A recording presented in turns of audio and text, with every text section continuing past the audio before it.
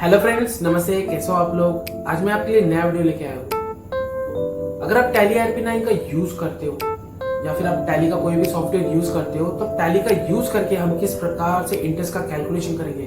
अगर आपका कोई इंडिविजुअल बिजनेस है या फिर पार्टनरशिप फर्म है या फिर प्राइवेट लिमिटेड कंपनी है, पब्लिक लिमिटेड कंपनी है, अगर आप अकाउंटिंग के लिए टैली का यूज करते हो तब ये वीडियो आपके लिए काफी इंफॉर्मेटिव होने वाली है। उससे पहले अगर आप चैनल में नए हो तो प्लीज चैनल को सब्सक्राइब कर देना। वीडियो आपको इंफॉर्मेटिव लगेंगी तो वीडियो को लाइक कर देना, अपने दोस्तों को शेयर कर देना। अगर आपका कोई इंडिविजुअल बिजनेस है या फिर पार्टनरशिप फर्म है या फिर प्राइवेट लिमिटेड कंपनी है, आपने बिजनेस के लिए अनसिक्योर्ड लोन लिया होगा या फिर आपने जो मटेरियल वगैरह परचेस किया होगा और आपने क्रेडिटर्स को जैसे आप मटेरियल परचेस करते हो तब आपको 15 दिन की या 45 डेज की इस तरह से लिमिट दी रहती है पेमेंट करने के लिए।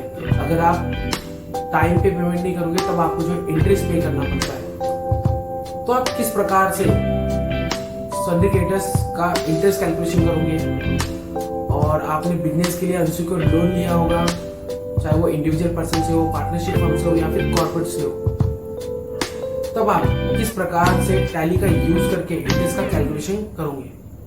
अब अनसिक्योर्ड लोन पर इंटरेस्ट कैलकुलेशन करने के लिए हमें जो है इंफॉर्मेशन होना चाहिए। आपने जिस भी पार्टी से अनसिक्योर्ड लोन लिया होगा उस पार्टी से आपने पहले टाइप किया होगा कि आप उसे मंथली बेसिस पे इंटरेस्ट पे करोगे या फिर क्वार्टरली बेसिस पे इंटरेस्ट पे करोगे या फिर एनुअल बेसिस पे इंटरेस्ट पे करोगे। यानी परसेंटेज पहले डिसाइड होगा, उसके बाद में ही आप जो है इंटरेस्ट कैलकुलेशन करोगे। आप किसी प्राइवेट लिमिटेड कंपनी में जॉब करते हो या फिर आप डायरेक्टर हो किसी प्राइवेट लिमिटेड कंपनी या फिर पब्लिक लिमिटेड कंपनी में, तब आपको ये इंफॉर्मेशन होना चाहिए। अगर इंडिविजुअल या फिर पार्टनरशिप फर्म से अनसिक्योर्ड लोन नहीं लिया जाता है, अनसिक्योर्ड लोन सिर्फ कॉर्पोरेट से ही लिया जाता है। एक कंपनी के अकाउंटिंग में अनसिक्योर्ड लोन इंडिविजुअल पर्सन से और फर्म से नहीं लिया जाता है, सिर्फ कॉर्पोरेट से लिया जाता है। तो टैली का यूज करके आप अनसिक्योर्ड लोन किस प्रकार से कैलकुलेट करोगे।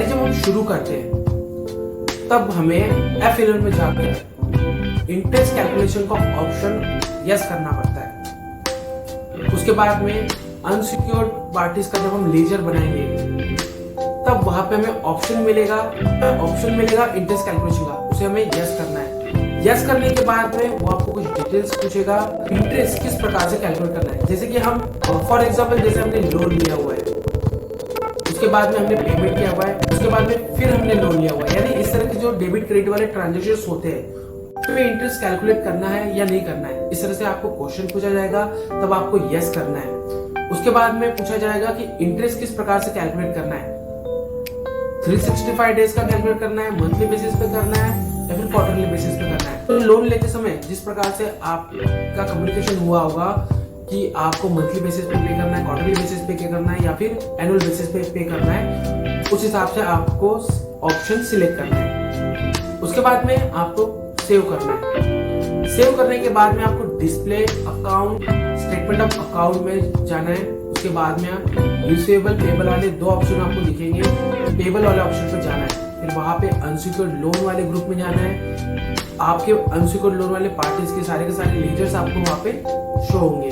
आपको जिस भी पार्टी का इंटरेस्ट कैलकुलेशन करना है उस पर इंटर करना है और पीरियड सिलेक्ट करना है। अगर आप मंथली बेसिस पे इंटरेस्ट कैलकुलेशन करना चाहते हो तब आपको मंथली सिलेक्ट करना है। अगर आप क्वार्टरली बेसिस पे सिलेक्ट करना चाहते हो तो क्वार्टरली सिलेक्ट करना पड़ेगा या फिर एनुअल बेसिस पे। आप जैसे पीरियड डालेंगे और एंटर करोगे आपका इंटरेस्ट कैलकुलेशन हो जाएगा। इंटरेस्ट पे टीडीएस कैलकुलेट होता है। अगर आप इंटरेस्ट पे कर रहे हो अनसिक्योर्ड पार्टी या फिर क्रेडिटर्स वगैरह पार्टीज को आप इंटरेस्ट पे कर रहे हो, अगर आप इंटरेस्ट 5,000 से ऊपर पे करते हो तब आपको जो है टीडीएस काटना पड़ेगा पार्टी का। आपके पास में टैन अवेलेबल होना चाहिए और सामने वाले पार्टी के पास में पैन अवेलेबल होना चाहिए।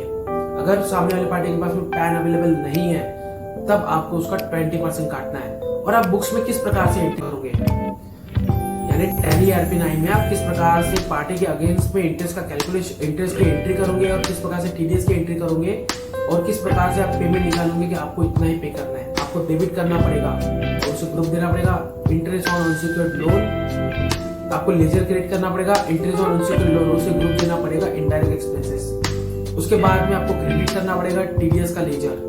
आप टीडीएस का लेजर किसी भी नाम से बना सकते हो, TDS deducted under section 194A या फिर 194A टीडीएस पेबल, इस प्रकार से आप लेजर्स बना सकते हो।